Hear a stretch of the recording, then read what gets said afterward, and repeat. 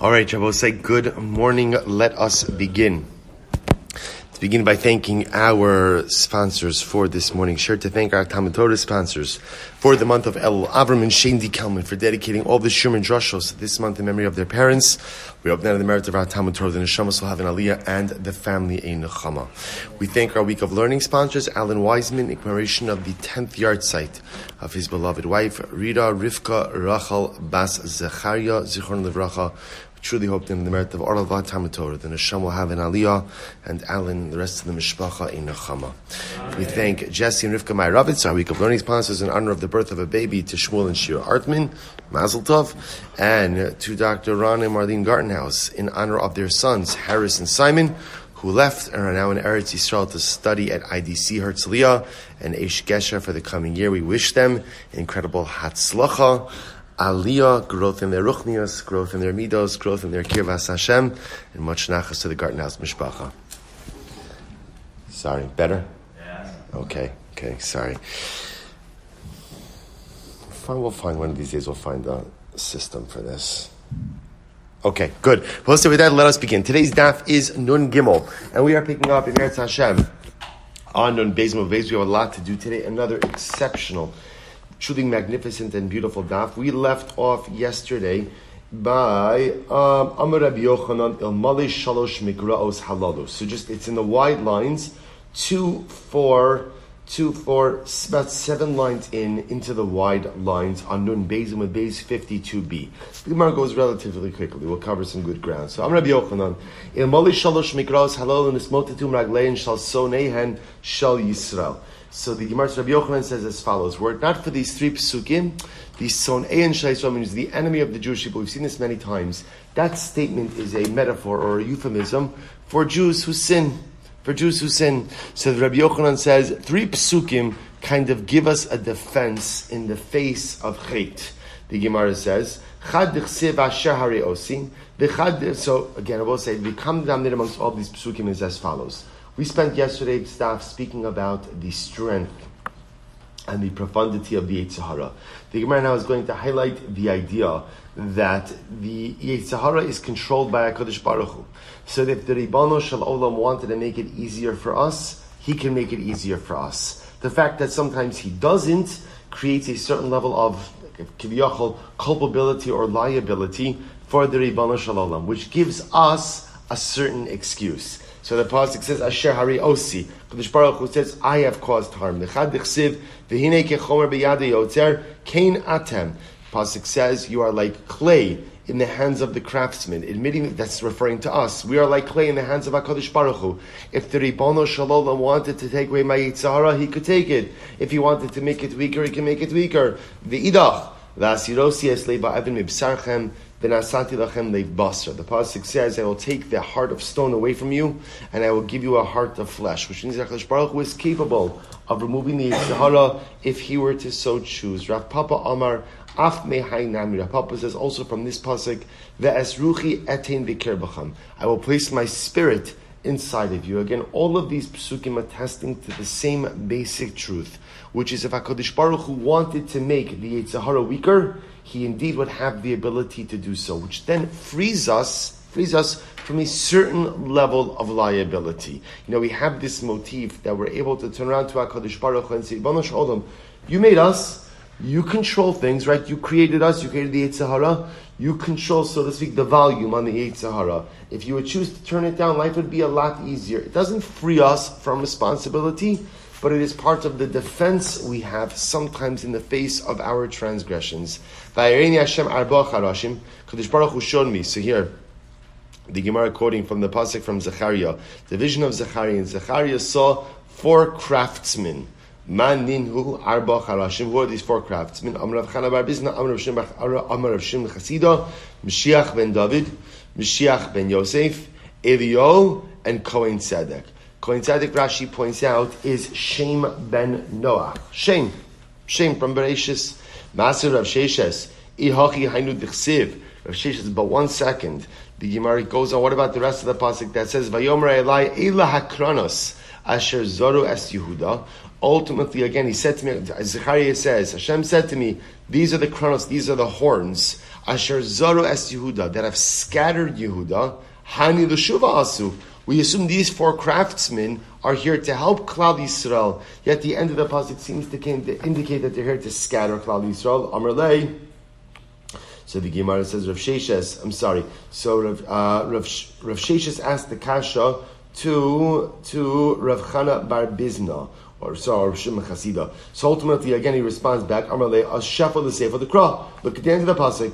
Vayavo ela lahachrid osam liyodos esakranos agoyim anosim karen al Yisrael Yehuda el Eretz Yehuda lezarosa. So he said, look at the end of the pasuk, and the end of the pasuk clearly indicates that the chronos, these horns, are not the same people as the charashim, as the craftsmen. 2 different groups of people being referred to over here in the pasuk. Amarlei, to which Rav Sheshes said, "Bahani chana ba'agadata lamali." I really should not argue with him when it comes to agadata, because his knowledge of agadata is clearly superior to mine. Beautiful. Vayazeh shalom asher kiyavo ba'arsenu v'chi yadurcha ba'aminosenu. They come to alav shiva roim ushmona nesicha adam. Again, I will say a part of another vision. Here, part of another vision, this time in Micha. Micha having a vision about 7 shepherds. Who are the 7 shepherds? Man hinu shiva roem, David be'emtza. David HaMelech is in the middle. David be'emtza. Adam sheis u'misushalach miyamino. So Adam Rishon, sheis, misushalach are on his right. Avraham, Yaakov, Moshe bismolo. And Avraham, Yaakov, and Moshe to the left of David HaMelech. Uman ninhu shmona nesiche Adam. And who are the 8 princes? Yishai, Shaul, Shmuel, Amos, Tzefanya, Tzidkiah, Mashiach, Ve'eliah. I will say there's much written again about the Maharsha has a beautiful piece on this, explaining again what's the role of the craftsmen, what's the role ultimately of the shepherds, and who are the princes. Again, I'll leave it at Sunday so you have a little bit more time to be ma'ayin into these things. You'll take a look at the Maharsha on this daf. Beautiful explanation, but we're going to go right there. So the Gemara goes on. The Gemara says, Arba Sulamos. Remember again, they were going back to the Mishnah. The Mishnah was describing the beautiful celebration of the Simchas Beis HaShoeva. And the Mishnah was describing these, we'll call it light poles, right? Light posts. They you had one large pole that supported 4 bowls of oil. And again, the light was so intense, remember, that it illuminated the Beis HaMikdash and illuminated Yerushalayim. So the Gemara says, Tana Gova Shel Menorah Chamishim Amma. The height of the light post, right, of the menorah of the light post was 50 amas. We'll say so. That's about 75 feet, right? So just pretty high up. And remember again, there were 4 pirchei kuna, 4 young kohanim who were assigned to each light post, right? One young kohen to fill up each of the bowls. So the Gemara says, and Kadesh Shemen, the bowls of oil, took 120 lug. Ibailahu. How do you understand this? Ibailahu. Nev esem lug kulu, ol dilma l'chol chad v'chad. Was it that each bowl contained 120 lug of oil, or that each lamppost took 120 lug of oil, which means that what Rabbi say again. So is it 120 times 4 per lamppost, or is it 120 in total? Meaning what? 30 lug per receptacle. So Tashma will be Adem Kadesh Shemen Shal Shloshim Lug Shem Kulam Mea Ve'esrim Lug. So the Bride said that clarifies this. Each Kohen would carry up a bowl filled with 30 lug of oil that would be emptied into that particular receptacle. So it's 120 lug total, what we'll call per lamppost, with 30 lug of oil into each receptacle. Tana. Ve'hen mishubachin hayu yosem mibna shal Marta bas baitus.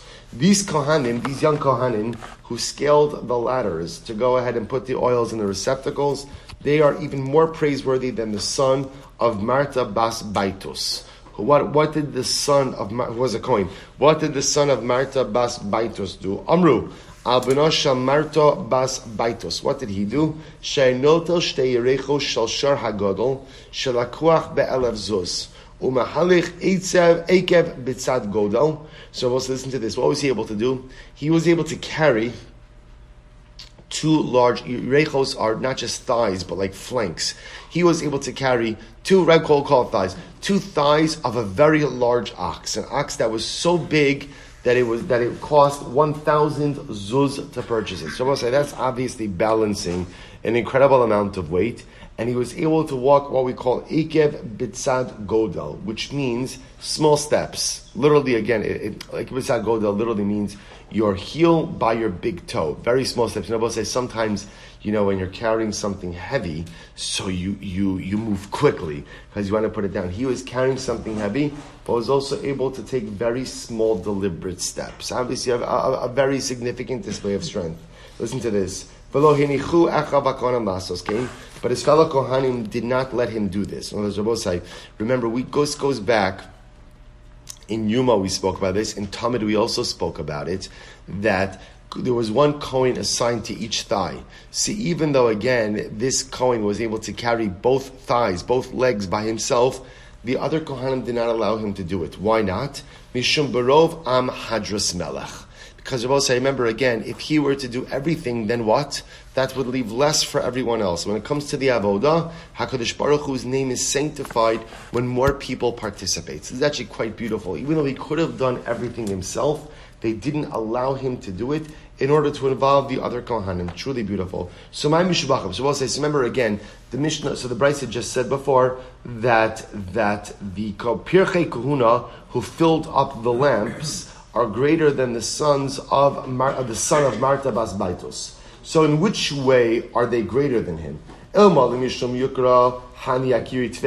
If you say because they carried more weight, it's not true. Because remember again, we just established each one of the young Kohanim carried how much? 30 lug. Apparently the weight of the two thighs of this very large ox is heavier than 30 lug. So the son of Marta Bas Baitos carried more weight than the Pirchei Kahuna. So in which way would the Pirchei Kahuna more praiseworthy? Elahasam kavesh umeruba v'lo zakif hacha sulamos zakif tuva. It's a very simple distinction. Climbing a ladder with weight is much more difficult than walking up the ramp of the Mizbeach. See, even though again the son of Marta Bas Baitos might have been carrying more weight, the ability to balance a receptacle with 30 lug of oil was a much greater feat than ultimately, without spilling that oil, than going ahead and carrying the two legs of the animal. It was an incredible yisod. Remember again, the Mishnah said there was not one chatzar in Yerushalayim that was not illuminated by the light of the Beis Hamikdash. Top of Nun Gimel. Isha haisa borera schitim la'arsha Beis Hashreiva.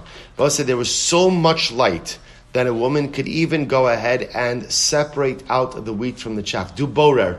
Back to, right, we've talked about smichas chaver. You could do borer. Now, obviously, to separate wheat from the chaff, wheat kernels are small. You need a lot of light to be able to see what's the chaff, what's the wheat kernel. There was so much light that a person could even perform this type of avoda of doing borer in their home. Incredible. Chasid ma'anshe ma'isa, which I will say, by the way, if you think about the metaphorical message in that, it's also quite profound. That, the whole malacha of borer, of separating out ochel and psoles, of knowing in life, what's ochel, what's psoles, right? What's good and what's not good. In order to be able to do that, you need the light of the Beis Hamikdash.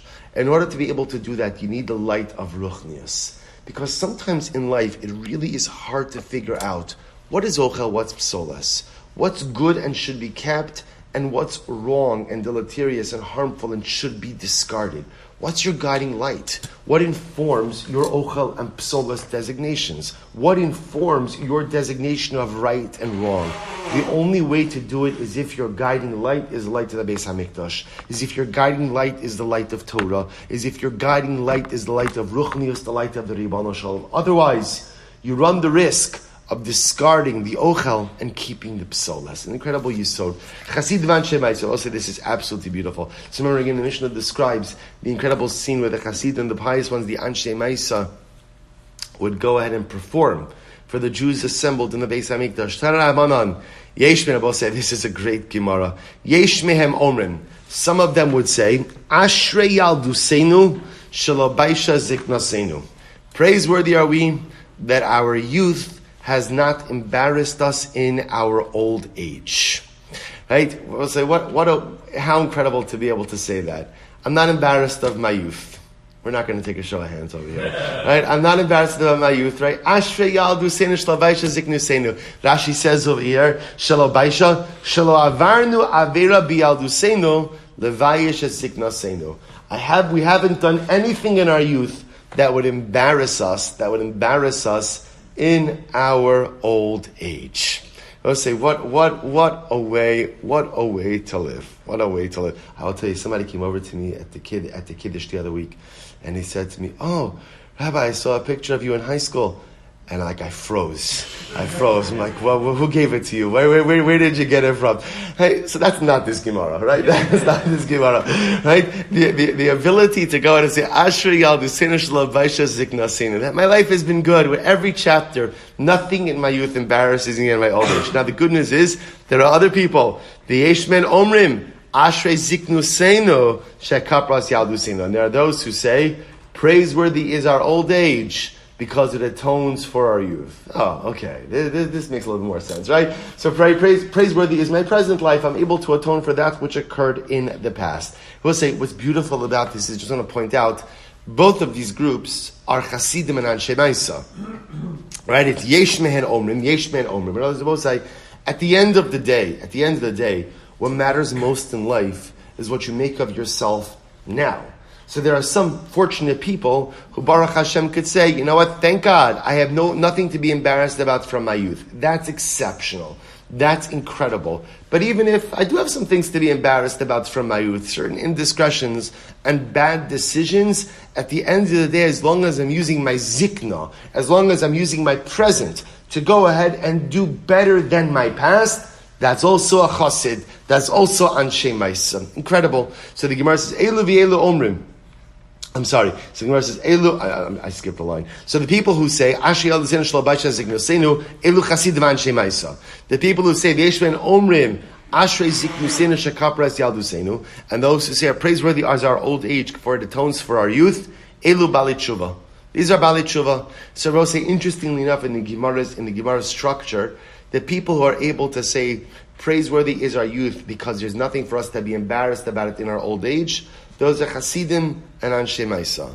The people who say praiseworthy is our old age, Ashrei ziknuseinu, shekapra yalduseinu, that it atones for our youth, those are Bali Tshuva. Those are all Tshuva. And they're both saying, they're all tzaddikim. They're all tzaddikim. Because the ikr at the end of the day is, what are you doing now? The past is the past. I can't rewrite it. I could atone for it. I could apologize for it. I could learn from it. But Lamaisa, the true litmus test of a person is what they're doing with their present and the path they're paving for their future. Elu v'elu omrim, and both of them say, Ashrei mishelo chata. Praiseworthy is the person who never sinned. Umishechata, but a person who has sinned. Yashuv v'yimchalo. Do tshuva.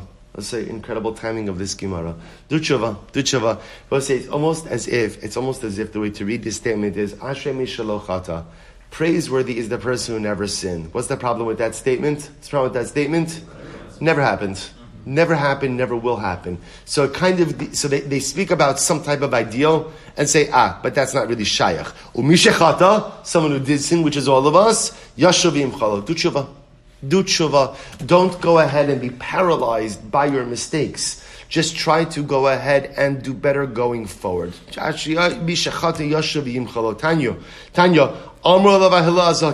they said about Hillel, when he would be celebrating in the Simchas Beis HaShoeva, Amar Kain, Imani kan, Hakol kan. Strange statement. Hillel would say, if I am here, then everyone is here. Vim Eini kan, if I am not here, Mi kan. Who is here? Now Rashi points out over here something very important. What does this statement mean? Rashi says, Imani kan hakol kan, dorish hayil rabim, shelo yichatu b'shmo shel HaKadosh Baruch Hu. Imani kan hakol kan. Kol zman shenichav v'bayis hazeh shchinas Yeshua. Rashi understands that Hillel, Ani, is not referring to Hillel. Hillel was speaking on behalf of the Shechina. Imani kan, if I, HaKadosh Baruch Hu, am here, hakol kan. Everything else is here. Vim einani kan. In other words, you can understand this on a simple level. When is the Beis Hamikdash Heilig? When is it holy? When does it serve a purpose? only when the Shechina is there. Im ani kan, the ani being the Shechina, if the Shechina is in the mikdash, hakol kan, everything we need is here. Im ein ani kan, Kadosh Baruch Hu says, if I don't rest my presence in the Shechina, then what? Then what? Im ein ani kan, mikan. Then what good is this temple? Then what good is this structure? But said it's also a very powerful statement, because remember again, anytime you have intense celebration, you also always run the risk of what? Of what? Of levity, frivolity. Remember, we saw this in yesterday's daf, right? They had a problem with the men and the women, right? There was a lightheadedness. So Hillel almost reminds everyone, Chavra, we have to maintain the proper atmosphere of Kiddusha.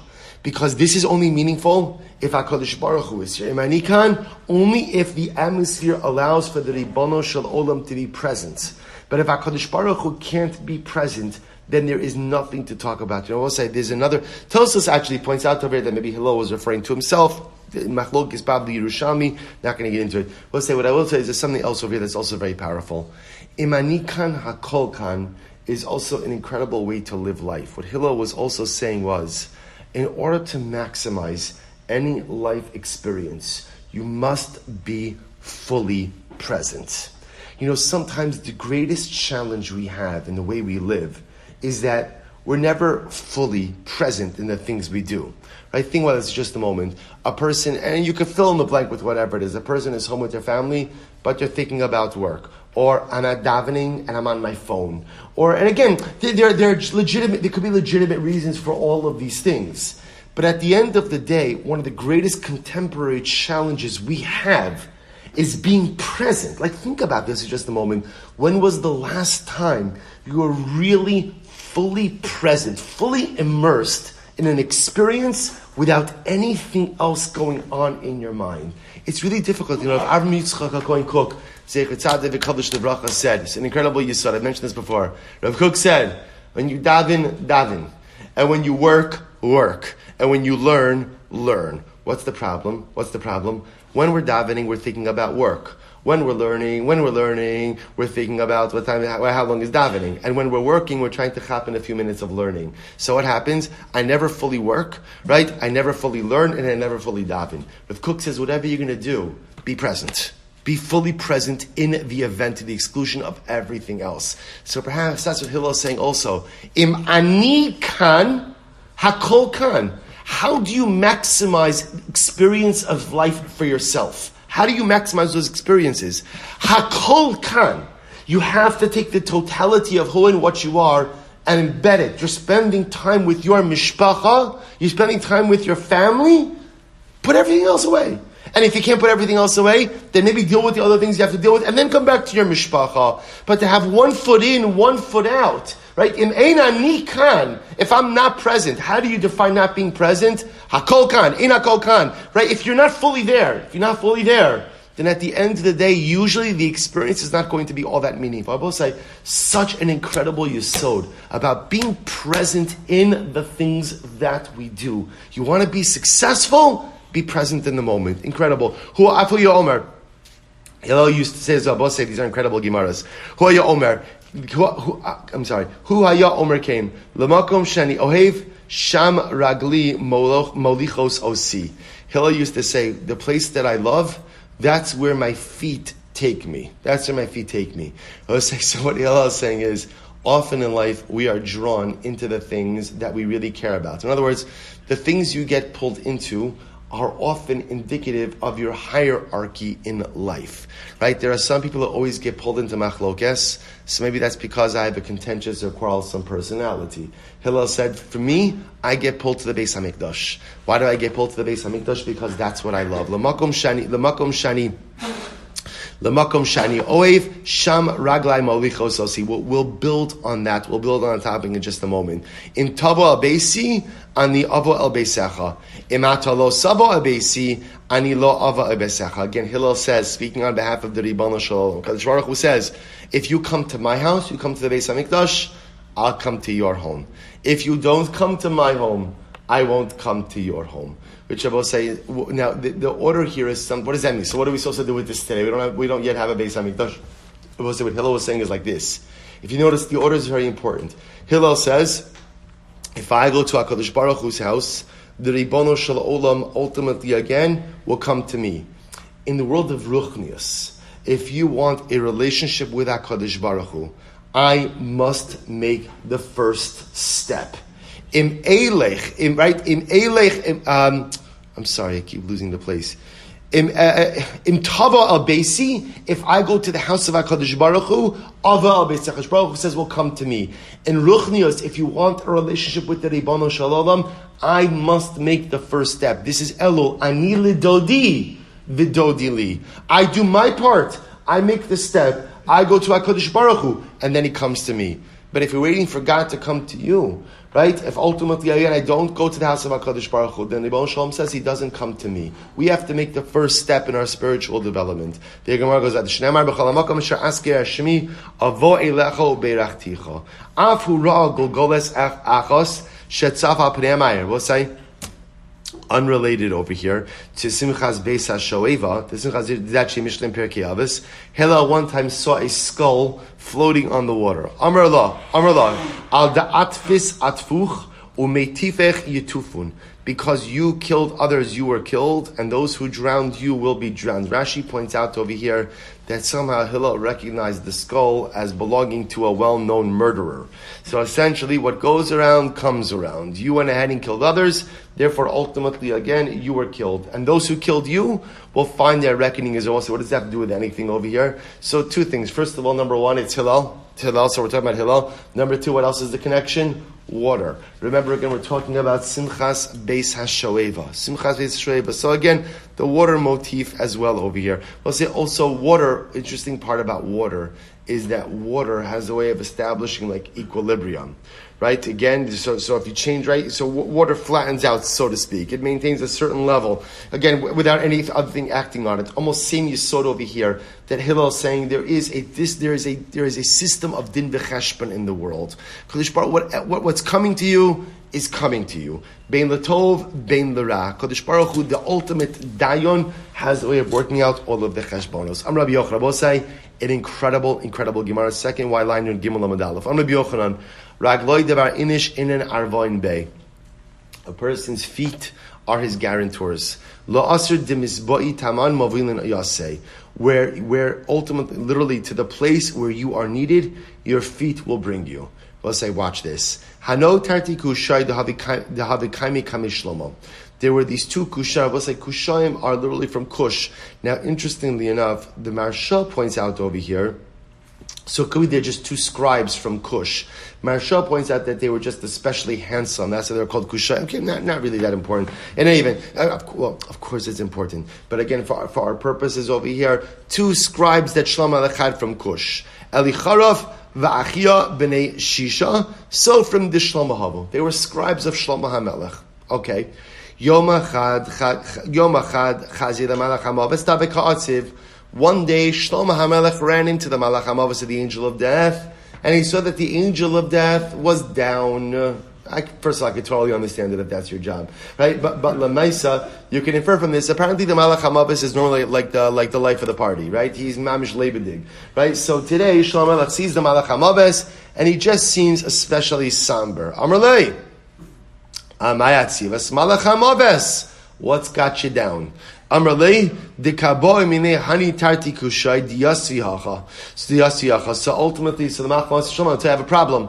I'm supposed to take the lives of these two scribes, Alicharov and Achia, and I can't claim their lives. So I'm down. I have a job to do, and I can't do my job. Shlomo Melech hears this, and he says, what happens? Masrino l'seirim shadrinu lemechuza delus. So Shlomo heard that his scribes, Alicharov and Achia, were in mortal danger.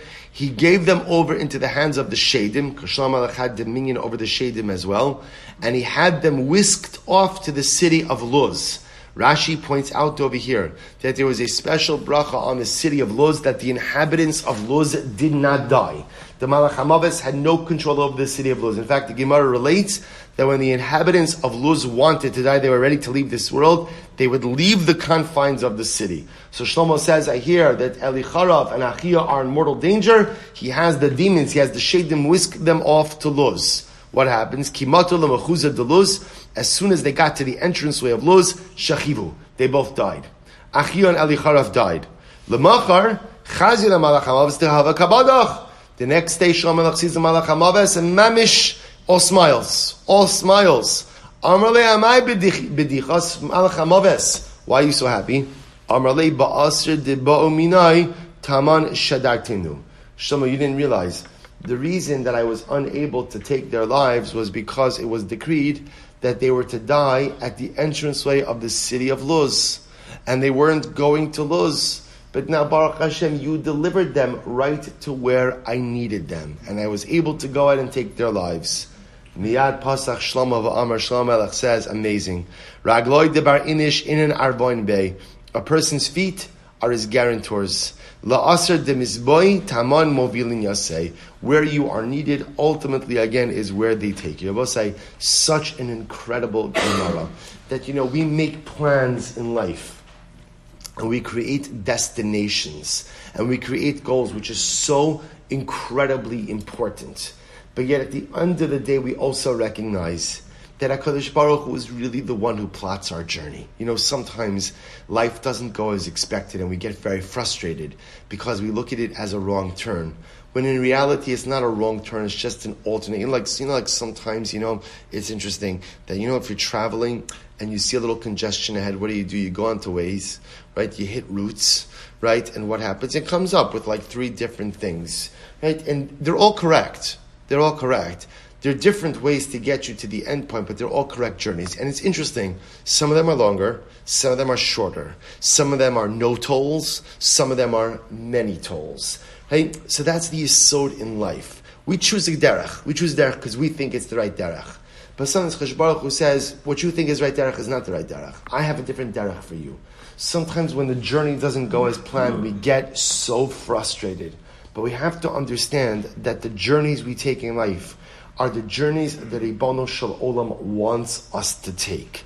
Our feet are our guarantors. They take us where the Ribono Shel Olam wants us to go. And sometimes the greatest thing we could do is, instead of getting frustrated at the rerouted journey, is to accept that although this is not the journey I would have chosen for myself, this is the journey HaKadosh Baruch Hu wants for me. Embrace it, accept it, maximize it. Tanya. Amra Rabbi Shimon ben Gamliel. Gesher Sameach B'Simchas Beis HaShrei. Listen to this. This is Rabbi Shimon ben Gamliel. This is Rabbi Shimon ben Gamliel. When he was B'Simcha at the Simchas Beis HaShrei, Hayanotel Shmona Avukos Shalar. He would juggle 8 torches. V'Zarik Achaz V'Notel Achaz V'Ein Nogos Zubazu. Incredible. Ukishay Mishtachave. And when he would bow down, Noet Shnei Godlav Ba'aretz V'Shocha V'Noshek Es Haritzpa V'Zokef. Ve'ein kol beria yechola lasos kain v'zohi kida. And what would he do? I'll say he would have this incredible form of bowing called kida. Kida is when you bow down and you support your entire weight on your thumbs. Now, we'll say, the Gemara Maseches Megillah says it's not just supporting your weight on your thumbs that's significant. It's also kida was often accomplished without bending your knees, which means that you would go ahead and pretty much pivot your entire body. How? With your ankles, right? So you would go up and down just on pivoting on your feet, supporting your entire weight on your thumbs. Pretty impressive. So the Gemara says, what happens? Levi achvi kida coming to the Rebbe. Levi once demonstrated kida in front of Rebbe, the itla, and he injured himself. Itla literally means he became crippled. He injured himself. So the Gemara says, really, is that why Levi became crippled? V'hagar melei? Is that what caused Rebbe to become crippled? V'am Rebbe Lazar, v'olam ayatiach adam dvar klape mala. In general, both sides, it is good not to wag an accusatory finger to HaKadosh Baruch Hu. In other words, don't publicly go ahead and denounce God. Because one time a very famous person went ahead and publicly called out HaKadosh Baruch Hu for a thing HaKadosh Baruch Hu wasn't acting appropriately, and the Gemara says, V'itla, and he became crippled. Umanu, who was that? Levi. Rabbi say Rashi points out over here on the first white line of Rashi, Tiach Devarim, the Meseches Tainis, Alisa v'yashafta l'chabamaro, v'yatamashgiach al banecha. So this is a story Meseches Tainis where it wasn't raining, and Levi called out HaKadosh Baruch Hu. Right? Levi went ahead and said, Ribono Shel Olam, you have left this world, you have forsaken us. Where have you gone? He did this publicly, and it was considered to be an inappropriate way to talk to HaKadosh Baruch Hu. So the Gemara attributes his crippledness to this event, not to the Kida, to which the Gemara says, Hava HaGarmele. Both of them contributed ultimately again to Levi's handicap. Incredible. So the Gemara says, Levi Havimatawa Kamei de Rebbe, Betamni Sakine. Was listen to this. Levi, when he would try to go ahead and, this is actually incredible, Levi would try to make Rebbe feel better. Why was Rebbe down? Take a look at the second wide line in Rashi. Rebbe's Rabbi Huda Nasi. So remember again, Kamei de Rebbe bebeso, Shahayar Nasi umechabdin oso l'samcho, Shahayar doeg tamid bitzaras Yisrael. Let's say Rabbi Huda was the Nasi, and as such, he felt the weight of Klal Yisrael on his shoulders at all time. That weight could be overwhelming. So Rebbe was often dejected. Levi was there to make him feel better. So nothing makes a person feel better than what? Juggling with knives, right? It's incredible. It does wonders for the spirit, right? So Levi would come before Rebbe, he'd start juggling knives. I guess the truth is what would end up happening is Rebbe would become so worried about Levi, right, that he would forget about all of his other worries. In any event, or maybe worried about himself. Shmuel, Kamei Shavar Malka, Betamne Mazgechan. This is incredible. Shmuel would entertain Shavar Malka, King Shapur, by juggling 8 glasses of wine. That I would love to see, right? Knives I could imagine, right? And torches I could imagine. 8, right? Juggling 8 glasses of wine. Incredible. Abai kamei de Rava, betamne bei. Right? Abai would juggle in front of Rava with 8 eggs. Amrlei ba'arba bei. Okay, Tanya Reb Shimon Chananya. So we'll say another Gemara goes weiter. Kishar will say, it's interesting by the way. It's interesting that why does the simcha manifest itself in this way, right? Think about it for just a moment. Imagine you're feeling so besimcha. So I don't think any of us would say, you know what? I feel so happy. I just need a jug of fire, right? I feel so happy. I want to dance. I feel so happy. I want to sing. So I will say, it seems to be almost what's happening over here is that sometimes simcha reaches such a feverish pitch that a person looks almost for additional ways to express that simcha. So you had singing, you had dancing, you had instruments, but the simcha was so intense that it manifested itself in these other ways as well, which is just, it's hard for us to wrap our head around because you see, when we think about juggling, we think more of entertainment. Right? So, you had a chasana, and the guy in the middle is, he thinks he's a juggler. He's not really a juggler, but that's a different discussion. Right? So saying he starts juggling, he starts this, he starts that. We see that more almost as a form of levity, not as much simcha. In the Beis Hamikdash, this simcha was so intense that it needed to be plugged in. It's almost like there's so much energy that it needed to be plugged into something else. Such a feverish pitch of simcha that the music, the dancing, the singing was not enough to contain it. It needed other outlets. Incredible. Let's listen to this Gemara. So beautiful. When we were celebrating the Simchas Beis HaShoeva, lo ra'inu sheina be'einenu. Now I will say, literally we didn't sleep. We didn't sleep. Now we'll talk about the interesting lesson over here. It literally means we did not sleep with our eyes. We'll discuss that lesson in just a moment. We didn't sleep. But we'll say, listen to the schedule of Yom Tiv. This is beautiful. Ketzad, Shar Rishon Tamid Shel Shachar. So the first hour of the morning, we did the morning Tamid. Misham L'Tfilah, then Shachris, which we'll say is very interesting because what is this a raya to? That remember again in the second Beis Hamikdash they had karbanos but they also had Tfilah. They davened. So first we did the Tamid Shel Shachar, then Shachris. So we'll say, remember what was Shachris? Hallel. Lebedik Hallel on Yom Tiv. Misham L'Karban Musaf, then Karban Musaf.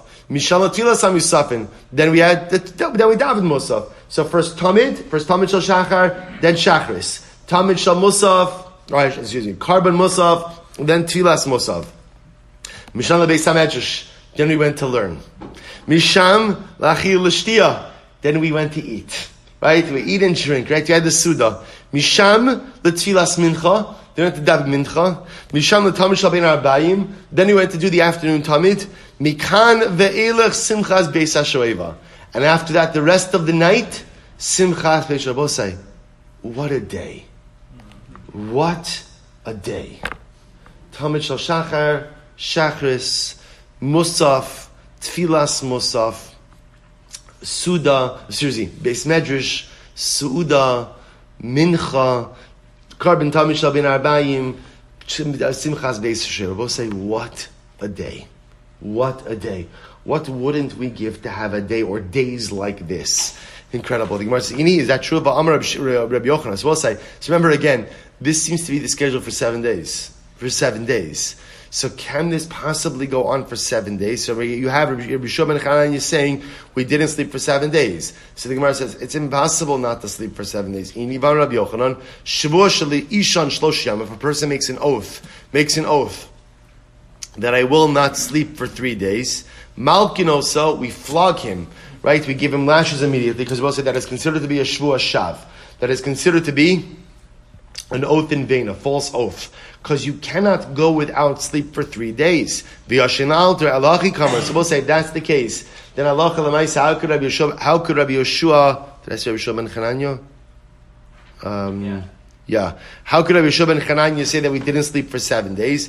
Allahi ka'amar lo ta'amnu tam shina tava menamnemi akasve dahadadi.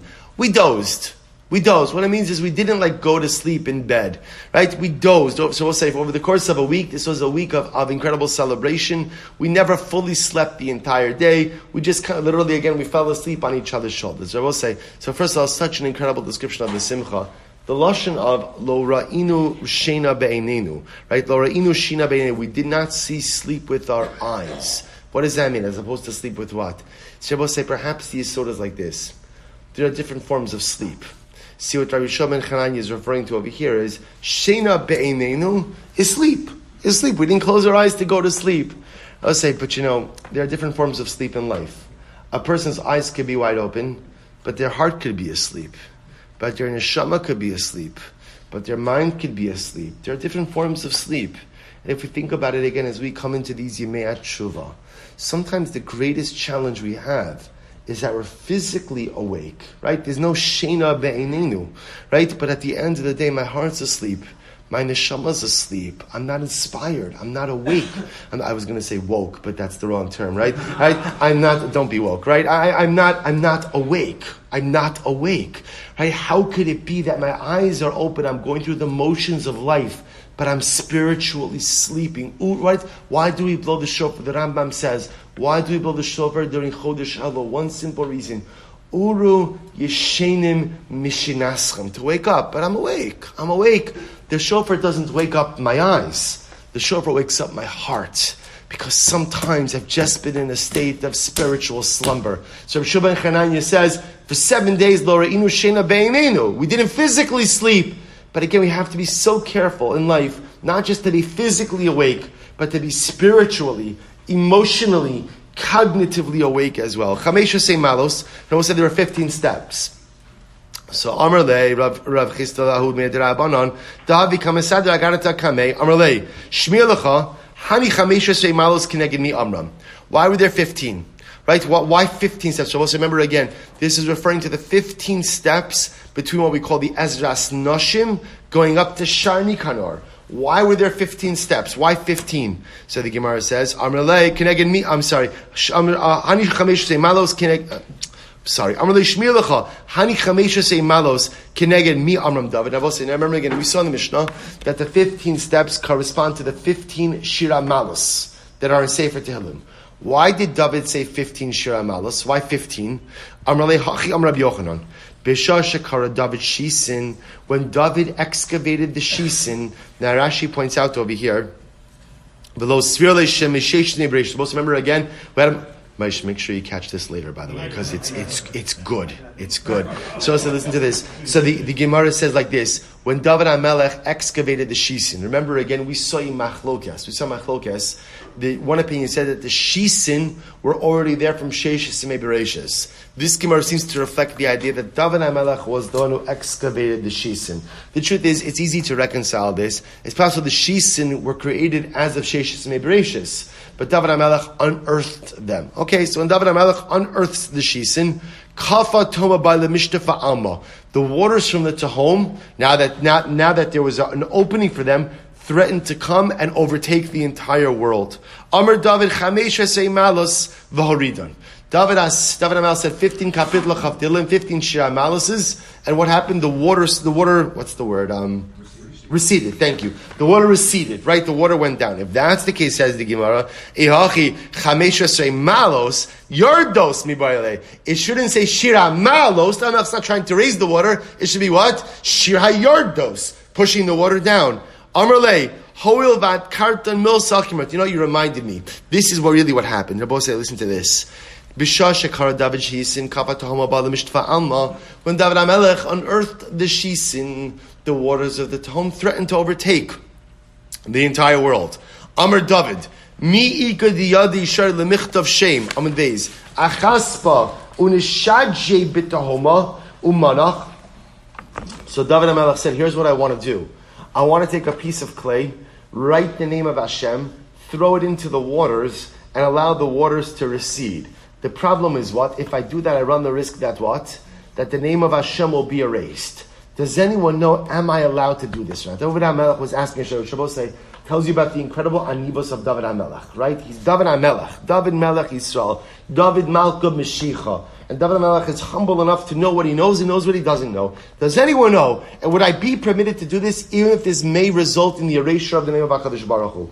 But say the first line in the Gimel Amud Beis. So says the Gemara, Lekar de Kamarle Midi. No one wanted to answer. Amar David called the Yad L'Meim Rabbeinu Ve'ona Omer Yechanik Bigrono. David HaMelech says, whoever knows the answer to this and doesn't give me an answer should literally suffocate or should choke in his throat. In other words, David HaMelech says, if you have an answer to give, you could use your voice to give an answer, and you don't give me the answer, HaKadosh Baruch Hu should take away your voice.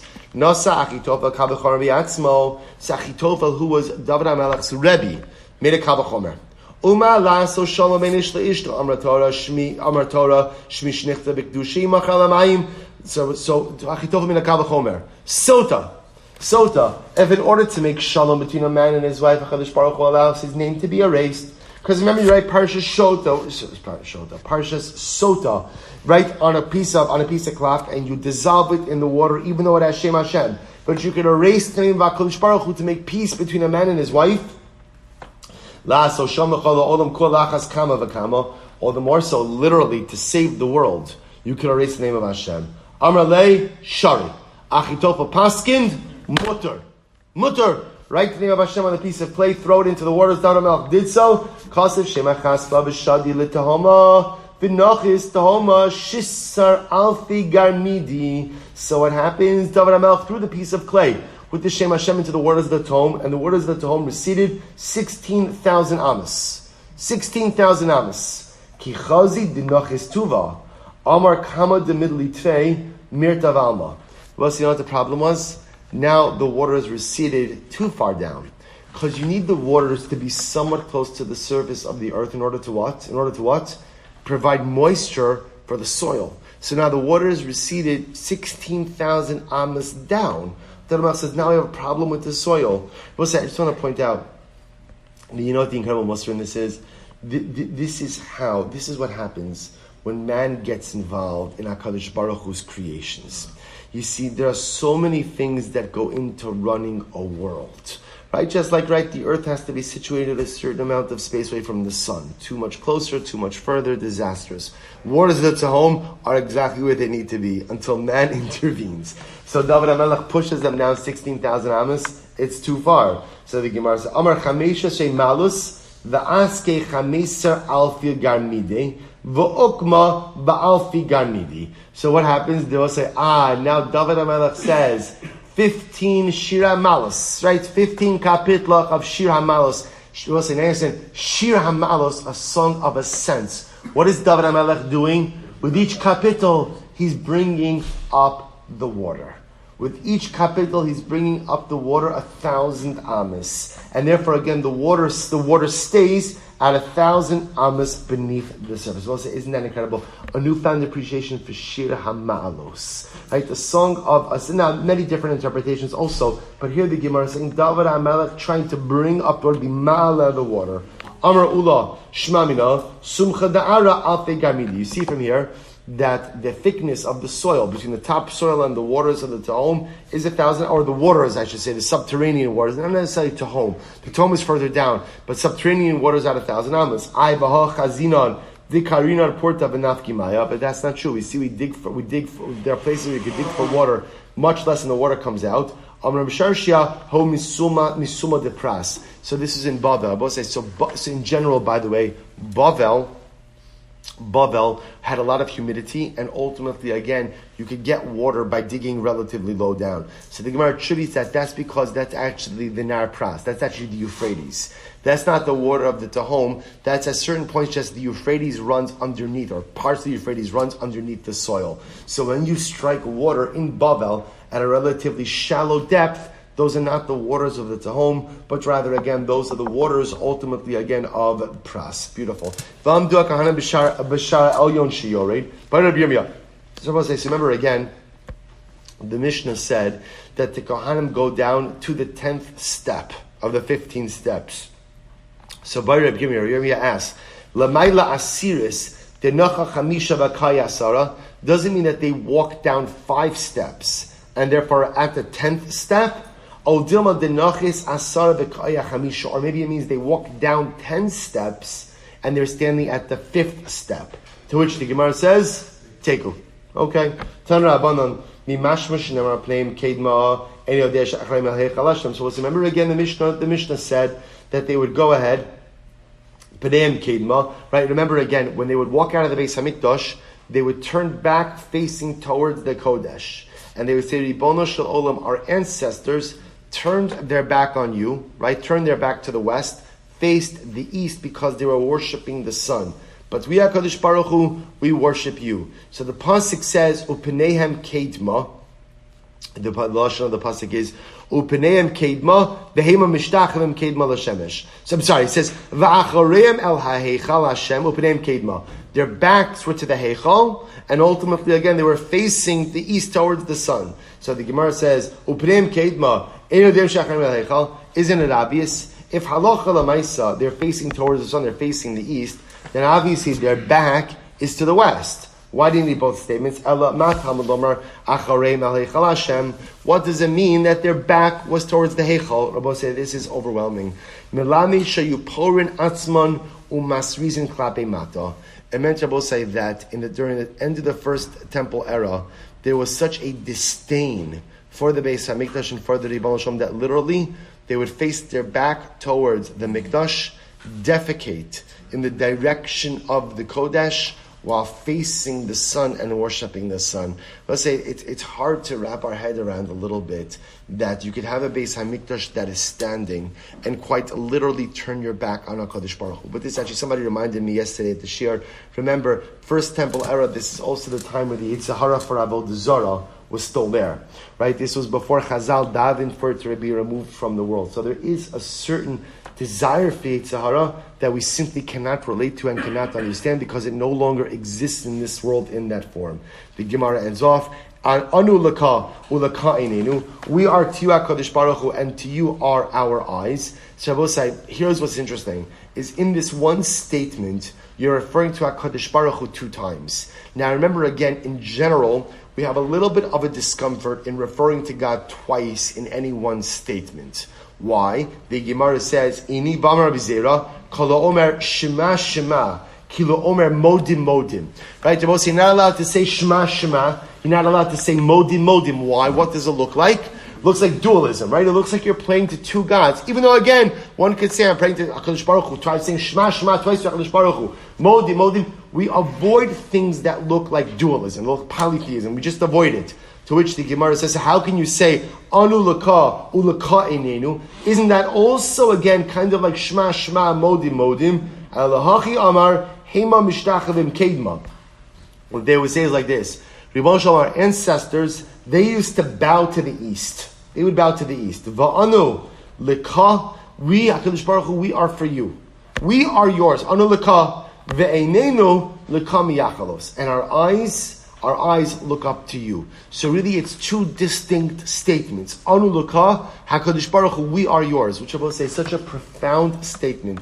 Ribono Shel Olam, I am yours. I give myself over to you in totality. I am yours. Ve'einenu l'kam yachalos. And HaKadosh Baruch Hu, our eyes look to you for salvation. Take a look at Rashi. Rashi says, Anu l'kam mishtachavim u'l'ka einenu yachalos l'cheivan da'atrei mili kamitkar trei zimni. So really, it's two different statements. See, I will say the problem is repeating the same statement twice. Shma, shma. Modim, modim. But when you make two different statements, HaKadosh Baruch Hu, I am yours, and my eyes only look to you, ultimately, again, such a statement like that will be mutter. All right, Jabal say, we will have to stop over here. Incredible, incredible Gemara. In Meretz Hashem, we will pick up with the Mishnah, B'Sha'ah Tova U'Mitzlachos tomorrow. Shkoyach.